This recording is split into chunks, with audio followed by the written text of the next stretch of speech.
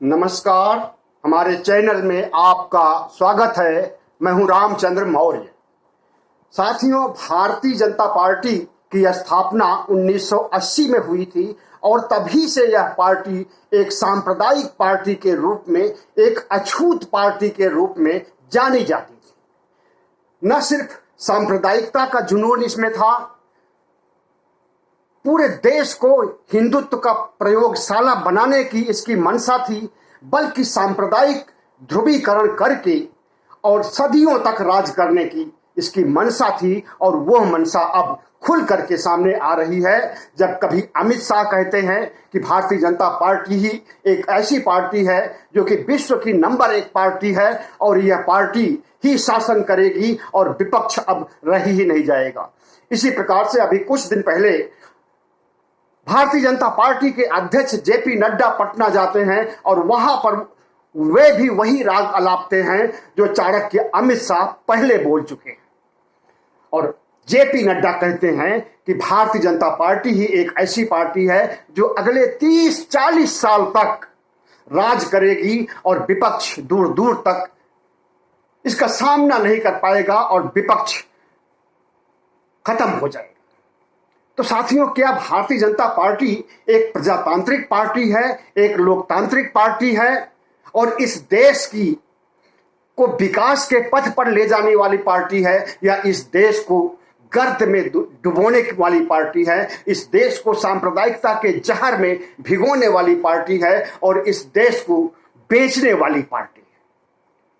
आज हम इसी पर चर्चा करेंगे और बताएंगे आपको कि भारतीय जनता पार्टी न केवल सांप्रदायिक है, न केवल देश को बेचने वाली है, बल्कि यह ब्राह्मणवादी पार्टी है, बनियावादी पार्टी है, सवर्णवादी पार्टी है, ऊंची जातियों की पार्टी है। इसका ओबीसी से, एससी से, एसटी से, मुसलमानों से, सिखों से, बौद्धों से, ईसाइयों से कोई लेना देना नहीं है। हिंदुओं के अलावा ये सभी को दुश्मन समझती है और अपने दुश्मन को, विपक्ष को समझती है और विपक्ष को और दूसरे धर्मों को तहस नहस करने के लिए, उन्हें उखाड़ फेंकने के लिए, उन्हें इस देश से महरूम कर देने के लिए, उनकी नागरिकता को खत्म कर देने के लिए जो काम कर रही है वो किसी से छुपा नहीं है। भारतीय जनता पार्टी एक ऐसी पार्टी है जो शुरुआत में ये सांप्रदायिक रुझानों पर ध्यान देती रही है और जितना भी विपक्ष के लोग, उस समय तो ये विपक्ष में खुद ही थी जब इसकी स्थापना हुई थी और 1904 साल बाद, स्थापना के 4 साल बाद इसने चुनाव लड़ा था और सिर्फ 2 सीटें लोकसभा में मिली थी। 1984 में 404 सीटें कांग्रेस को मिलती हैं और भारतीय जनता पार्टी को 2 सीटें मिलती हैं। उसके बाद से ये एक अछूत पार्टी के रूप में इसे जाना जाता रहा है। इस पार्टी में जाने से अच्छे नेता कतराते रहे हैं और इस पार्टी में जो नेता होते थे उन्हें हेय दृष्टि से देखा जाता रहा। यही भारतीय जनता पार्टी पहले जनसंघ थी और जनसंघ के बाद ये जनता पार्टी में शामिल हुई थी 1975 में, 76 में और चुनाव लड़ी थी और सामूहिक रूप से उसमें पूरा विपक्ष इंदिरा गांधी के खिलाफ चुनाव लड़ा था। उसके बाद यह पार्टी भारतीय जनता पार्टी के रूप में सामने आई है और अब भारतीय जनता पार्टी अपने चोटी पर, अपने पीक पर पहुंच करके जिस तरह से देश विरोधी गतिविधियां कर रही है, जिस तरह से हत्याएं कर रही है और जिस तरह से सांप्रदायिकता का जहर बिखेर रही है पूरे देश में और जिस तरह से देश को बेच रही है और हमारे देश की सार्वजनिक प्रॉपर्टी को कौड़ियों के मोल बेच रही है, इतना ही नहीं बल्कि गरीबों को गरीब करती जा रही है और अमीरों को अमीर करती जा रही है। सिर्फ 2 ऐसे कारपोरेट हैं, अडानी और अंबानी, जिनको इसने जमीन से उठा करके आसमान तक पहुंचा दिया और अब वे दुनिया के धनी देशों में गिने जाते हैं। कोरोना काल में भी उनके आय की बढ़ोतरी होती रही और वह कई गुना आगे बढ़ गए पैसा कमाने के मामले में और उनसे इन्हें सपोर्ट मिलता है चुनाव लड़ने के लिए, चुनाव जीतने के लिए। साम दाम दंड भेद जो भी अपना करके भारतीय जनता पार्टी पहले तो चुनाव जीतना चाहती है और अगर चुनाव में हार हो जाती है तो वो विधायकों की खरीद फरोख्त करके अपनी सरकार बना लेती है। ऐसा कई राज्यों में हुआ है, गोवा से लेकर के और बिहार और दिल्ली तक में जितना इसने प्रयास किया, लेकिन अब उसका ये हथियार, उसका ये पूरा देश समझ चुका है, सारी विपक्षी पार्टियां समझ चुकी हैं और कांग्रेस भी अब कमर कस के खड़ी हो गई है। अब कांग्रेस आज की 2019 वाली कांग्रेस, 2014 वाली कांग्रेस नहीं रह गई है। जिस तरह से राहुल गांधी संघर्ष कर रहे हैं भारतीय जनता पार्टी के खिलाफ और भारत जोड़ो यात्रा को अंजाम दे रहे हैं और उसमें लाखों की भीड़ इकट्ठा हो रही है, उससे भारतीय जनता पार्टी बहुत घबराई हुई है, बहुत हताश हो गई है और बहुत परेशान हो गई है। छोटे छोटे लांछन लगा रही है, छोटे छोटे आरोप लगा रही है। राहुल गांधी के टी शर्ट की कीमत बता रही है, राहुल गांधी के जूतों की कीमत बता रही है, राहुल गांधी के पैंट की कीमत बता रही है, राहुल गांधी के अंडरवियर की कीमत बता रही है, राहुल गांधी के कच्छे की कीमत बता रही है। तो एक राष्ट्रीय स्तर की पार्टी जो दुनिया की सबसे बड़ी पार्टी है, वो घटिया राजनीति करने के लिए कच्छे पर, बनियान पर और टी शर्ट पर अगर वो बयान जारी कर रही है, तो दूसरी तरफ विपक्ष भी उनको घेरने के लिए पीछे नहीं है। अगर वो टी शर्ट की कीमत 41,000 रुपए बताती है, तो फिर प्रधानमंत्री के 9 लाख रुपए के सूट की याद दिलाई जाती है। और जिस तरह से प्रधानमंत्री हमेशा सजते धजते हैं और एक कपड़ा पहनने के बाद दूसरी बार उसे कभी नहीं पहनते, और कितना उनके कपड़ों पर, उनके ड्रेस पर, उनके मेकअप पर खर्च होता है, इसका कोई आंकड़ा नहीं है। तो इस तरह से भारतीय जनता पार्टी अब अपने पीक पर आ चुकी है और अब वो उतार पर है, और जिस तरह से बहुत तेजी से वो ऊंचाइयों पर चढ़ी थी, उसी तरह से वो बहुत तेजी से नीचे भी आ रही है, और नीचे ही नहीं आ रही है बल्कि खाई में जा रही है। जिस तरह से भारतीय जनता पार्टी के नेता बयानबाजी करते हैं और जिस तरह की राजनीति कर रहे हैं, साम दाम दंड भेद अपना करके जिस तरह से चुनी हुई सरकार को, राज्य सरकारों को एक तरफ से गिराते जा रहे हैं, ध्वस्त करते जा रहे हैं, अब उस पर रोक लग गया है बिहार से भी, और बिहार में भी उन्हें मुंह की खानी पड़ी है, राजस्थान में उन्हें मुंह की खानी पड़ी है, और दिल्ली में आम आदमी पार्टी की सरकार गिराने में उन्हें मुंह की खानी पड़ी है। तो इस तरह से भारतीय जनता पार्टी के चाल चरित्र चेहरा उजागर हो चुका है देश के सामने, मतदाताओं के सामने, न सिर्फ देश के सामने, मतदाताओं के सामने, बल्कि दुनिया के सामने उनका चाल चरित्र चेहरा उजागर हो चुका है। और अब भारतीय जनता पार्टी, वह भारतीय जनता पार्टी 2014 की, 2019 की नहीं रह गई है, और इतना कमजोर, शिथिल और पतनशील हो गई है कि अब उसका आकलन कर पाना बमुश्किल है। गोदी मीडिया चाहे भले ही भारतीय जनता पार्टी का गुणगान करती रहे, जिसका खाएगी उसी का तो गुणगान करेगी, और जिस तरह से कारपोरेट के हाथ में मीडिया चला गया है और मीडिया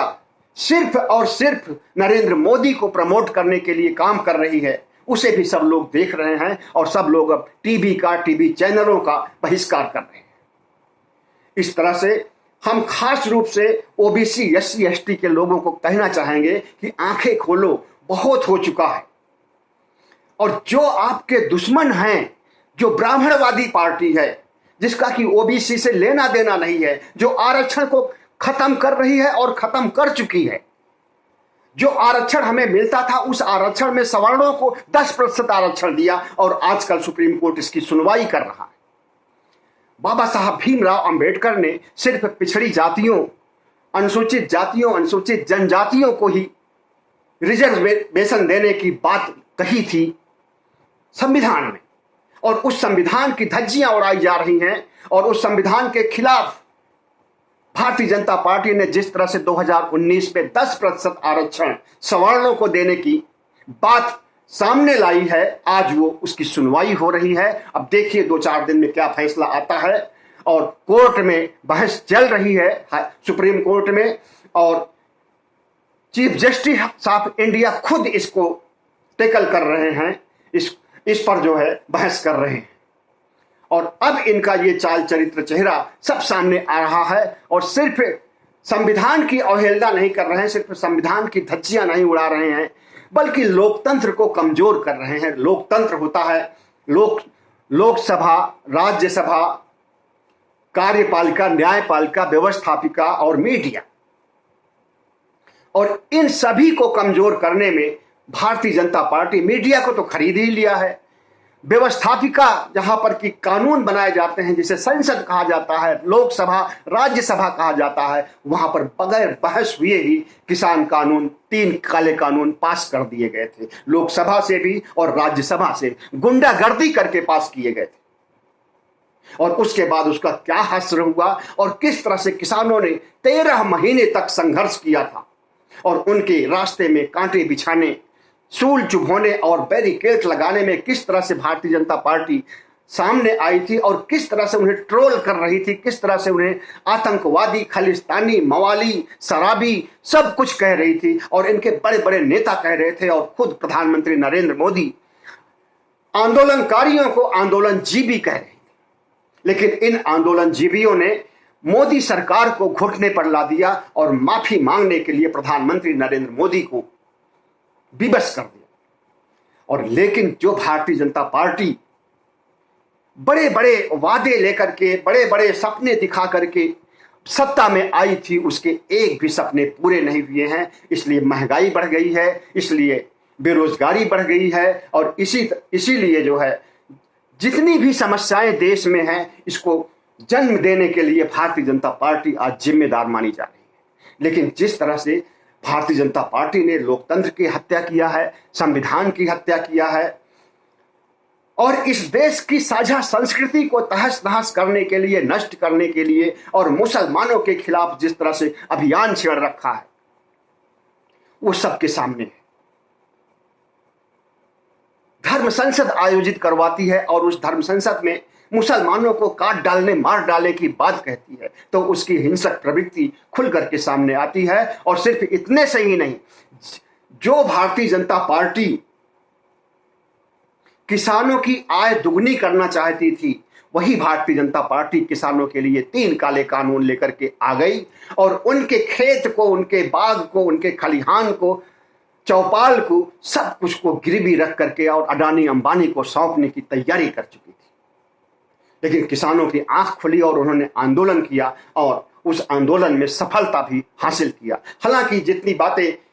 किसानों ने, जो मुद्दे उठाए थे, सभी मुद्दों पर तो उन्हें कामयाबी नहीं मिली। अभी तक एमएसपी पर की गारंटी के लिए कानून बनने की तो दूर, कमेटी तक नहीं बन सकी और किसान जितने गिरफ्तार किए गए थे, कोई स्वतंत्र, कोई रिहा नहीं किए गए और जितने भी किसानों की शहादत हुई थी, 750 किसान आंदोलन में मारे गए थे और इसका प्रत्यक्ष अप्रत्यक्ष जिम्मेदारी भारतीय जनता पार्टी पर है। भारतीय जनता पार्टी एक हत्यारी सरकार है। अगर उसे पता था कि उसे किसान कानून को वापस लेना है, तो अगर वे आंदोलन शुरू होते ही अगर ले लिया होता वापस, तो 750 किसान नहीं मारे जाते और किसान जो कुचल करके मारे गए हैं, वे भी कुचले नहीं जाते। तो एक तरह से भारतीय जनता पार्टी देश का विकास, राष्ट्र का विकास, देश को आगे बढ़ाने नहीं जा रही है, नहीं बढ़ा रही है, न बढ़ाने की कोई मंशा है, बल्कि ये विपक्ष को खत्म करना चाहती है, आंदोलनकारियों को खत्म करना चाहती है और इस देश की साझा संस्कृति को, इस देश की साझा विरासत को सिर्फ हिंदू राष्ट्र बनाना चाहती है। सब कुछ साझा संस्कृति को नष्ट करना चाहती है और हिंदू राष्ट्र बना करके वही नंगा नाच शुरू होगा जो मनुस्मृति काल में हुआ करता था। लोकतंत्र का सफाया हो जाएगा, राजतंत्र आ जाएगा, राजशाही आ जाएगी, संसद की कोई जरूरत नहीं होगी, न्यायपालिका की जरूरत कुछ नहीं होगी। जो राजा होगा वही न्याय भी करेगा और जो राजा होगा वही कानून भी बनाएगा और जो राजा होगा वही कानून को लागू भी करेगा। तो इस तरह से जो इनकी कुटिल चाल चली जा रही है, इसको समझने की जरूरत है। खास करके ओबीसी, एससी, एसटी को समझने की जरूरत है। हम तो कहते हैं कि अगर मोदी सरकार इतना अत्याचारी, आतताई, हत्यारी हुई है, तो उसके लिए जिम्मेदार अगर कोई है तो ओबीसी समाज है। ओबीसी समाज आंख बंद करके अपने दुश्मनों को वोट देती है और जो विपक्ष के लोग हैं, जो ओबीसी के बड़े नेता हैं, चाहे वो लालू यादव हों, चाहे वो अखिलेश यादव हों, चाहे स्वामी प्रसाद मौर्य हों, चाहे मायावती हों, तमाम ऐसे नेता हैं जो कि इस देश को नई दिशा दे सकते हैं और मोदी से अच्छा प्रशासन दे सकते हैं, लेकिन उनको वोट नहीं दिया जाता है और भारतीय जनता पार्टी को वोट दिया जाता है। बहुत सब्जबाग दिखाया, 15-15 लाख देने से लेकर के किसानों की आमदनी दुगनी करने से, बेरोजगारों को 2 करोड़ नौकरियां 1 साल में देने से लेकर के जितनी इन्होंने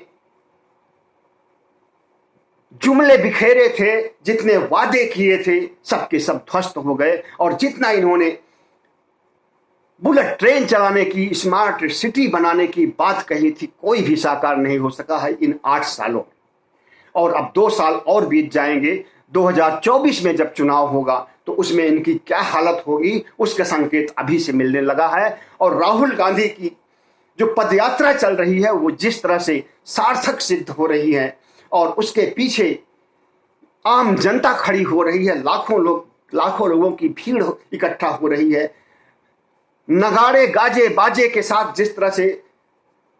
राहुल गांधी का स्वागत किया जा रहा है, उससे लगता है कि यह भारतीय जनता पार्टी की नींव हिल रही है। प्रधानमंत्री नरेंद्र मोदी का सिंहासन हिल रहा है और जिस तरह से वो छटपटाहट, घबराहट और परेशानी महसूस कर रहे हैं उसे देश की जनता भी महसूस कर रही है और इनकी हर हरकत पर, इनकी हर नब्ज पर देश की जनता की नजर है। तो साथियों, एनसीआरबी के आंकड़े आए हुए हैं जिससे यह साबित होता है कि भारतीय जनता पार्टी के राज में जितने अपराध बढ़े हैं, 2021 में जितने अपराध होते थे उससे कहीं ज्यादा 2022 में हो रहे। और कोरोना काल में जितनी मौतें हुई हैं वो पूरी दुनिया जानती है। WHO कहता है, वर्ल्ड हेल्थ ऑर्गेनाइजेशन कहता है कि भारत में 47 लाख से ज्यादा कोरोना से मारे गए लोग हैं दोनों लहरों में। और भारतीय जनता पार्टी कहती है कि 5.5 लाख के आसपास लोग मारे गए। अब भारतीय जनता पार्टी का यह कहना है कि WHO के आंकड़े गलत हैं, फर्जी हैं, लेकिन वही IMF अगर कहता है कि भारत इकोनॉमी के मामले में ब्रिटेन को पीछे छोड़ करके 5वें नंबर पे आ जाता है तो उसके आंकड़े को लपक लेते हैं और अपने को विश्व की 5वां अर्थव्यवस्था बताने लगते हैं। तो ये दोहरा चरित्र है भारतीय जनता पार्टी का। और जिस सोर्स से इंटरनेशनल मॉनेटरी फंड ने यह कहा है कि भारत 5वीं अर्थव्यवस्था बन चुका है दुनिया का, वो इन्होंने ही आंकड़े उपलब्ध कराए और जो आंकड़े उपलब्ध कराए हैं वो सरासर गलत है। तो गलत आंकड़े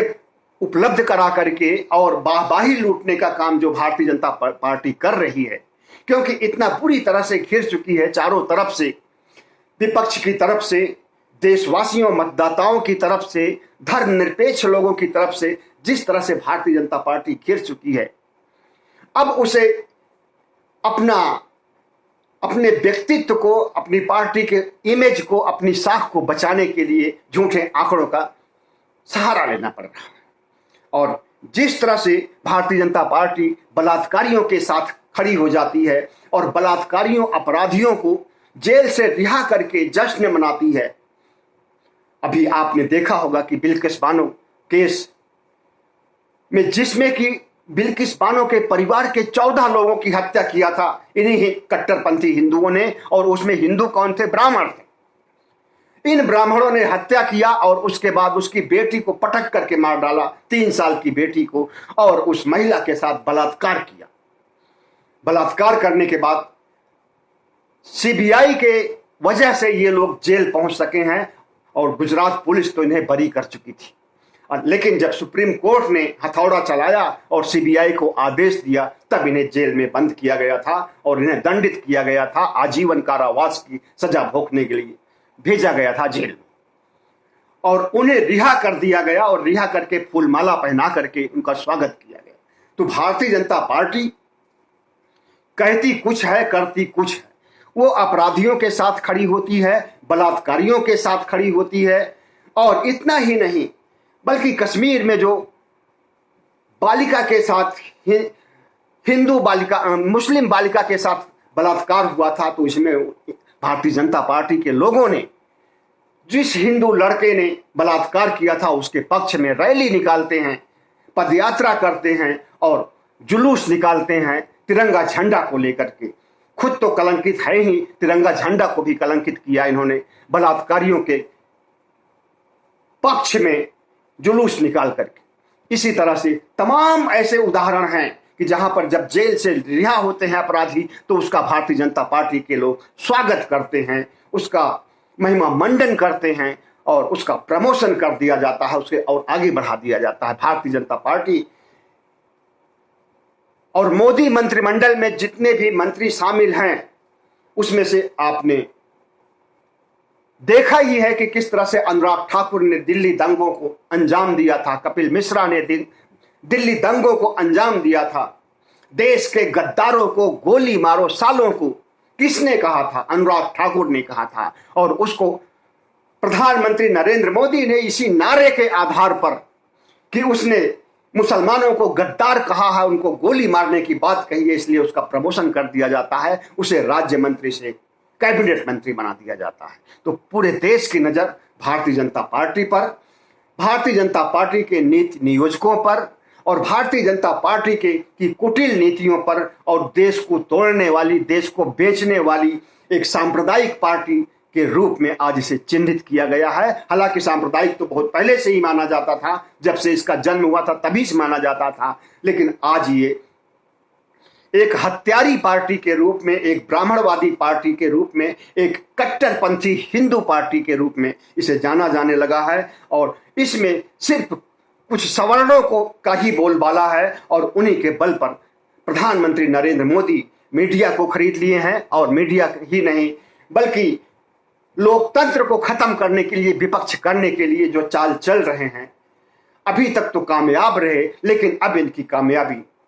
धरी की धरी रह जाएगी। जिस तरह से आम आदमी पार्टी ने, केजरीवाल ने इनका सामना किया, सिसोदिया ने इनका सामना किया, नीतीश कुमार ने इनका सामना किया और जिस तरह से अशोक गहलोत ने इनका सामना किया और इनकी दाल गलने नहीं पाई, इनका ऑपरेशन लोटस चलने नहीं पाया, अब उसके बाद इनका लगता है कि अंत होने वाला है और इनके बुरे दिन, इनकी उल्टी गिनती शुरू हो चुकी है। बहुत बहुत धन्यवाद। हमारे चैनल को सब्सक्राइब कीजिएगा, लाइक कीजिएगा ताकि हमारी आवाज दूर दूर तक पहुंचे और जिन लोगों तक हमारी आवाज पहुंचे वे हमारी बातों पर एक बार विचार जरूर करें और भारतीय जनता पार्टी को उखाड़ फेंकने के लिए साझा प्रयास करें। बहुत बहुत धन्यवाद।